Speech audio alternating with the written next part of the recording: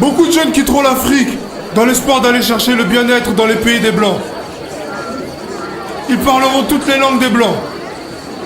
Parmi eux, beaucoup seront séduits par la vie matérielle des Blancs. Ainsi, ils deviendront la proie.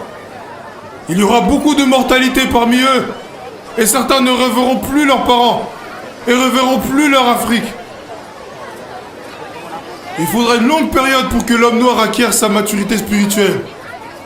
Celle-ci lui permettra d'acquérir son indépendance matérielle. Alors s'accomplira la troisième étape. Dans celle-ci naîtra un grand roi divin. Il viendra avec ses trois pouvoirs. Le pouvoir spirituel, le pouvoir scientifique et le pouvoir politique. Je serai moi-même le représentant de ce roi. Je liquiderai l'humiliation que, depuis les temps les plus reculés, l'on a cessé d'infliger aux Noirs par l'esclavage et la colonisation. Car de toutes les races de la Terre, aucune n'a été autant maltraitée et humiliée que la race noire. C'est pour cela, chers frères et sœurs, continuez à lire la Bible. À travers ces écrits, vous arriverez à décerner les actes de ceux qui sont venus vous apporter ce livre et les écrits ou principes moraux contenus dans ce livre. Il faut qu'un voleur soit saisi avec l'objet qu'il a volé.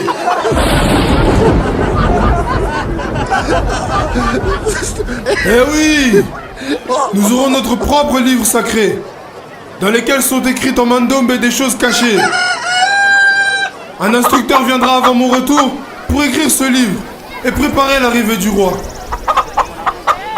Il sera combattu par la génération de son temps, mais petit à petit, beaucoup de gens comprendront et suivront son enseignement. Car sans cet enseignant, qui préparera les peuples africains? Car l'arrivée du roi sera très meurtrière et sans pardon.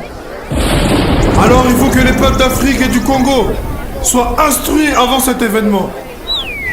Vous ne savez pas encore ce que c'est qu'une guerre spirituelle. Quand les peuples congos commenceront à se libérer, tout pays qui osera attaquer le Congo sera englouti sous les eaux. Vous ne connaissez pas encore la puissance de ceux qui sont envoyés par le Père Tout-Puissant. À quoi sert à l'homme de s'attaquer à Dieu si le jour de sa mort, même s'il avait beaucoup de biens matériels, il n'a même pas le temps d'arranger son doigt? Vous ne savez pas de quoi est faite votre vie et pourquoi vous vivez. Car exister physiquement, c'est apparaître comme presque rien. Pourquoi tuer son prochain et espérer rester en vie? Et pour combien de temps? Dieu n'est pas le temps, ni l'espace. Il est un tout, dans le tout. La génération du Congo perdra tout.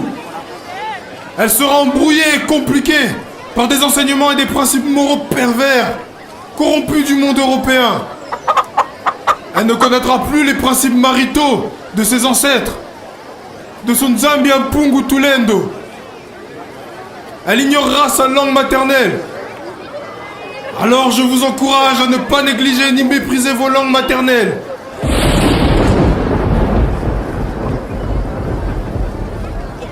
Il faut les enseigner à vos enfants et à vos petits-enfants. Car viendra un temps où les langues des colons seront oubliées.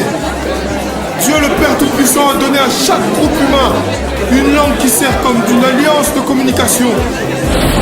Ne la négligez, ni méprisez jamais. L'Esprit veille sur moi, comme il veille également sur vous tous. Dieu demeurera toujours votre guide et votre protecteur. Servez-le jusqu'à la fin de votre vie. Que cette séparation entre vous et moi ne vous plonge pas dans le désespoir. Je vous le promets, mort ou vivant, je vous ramènerai à la liberté.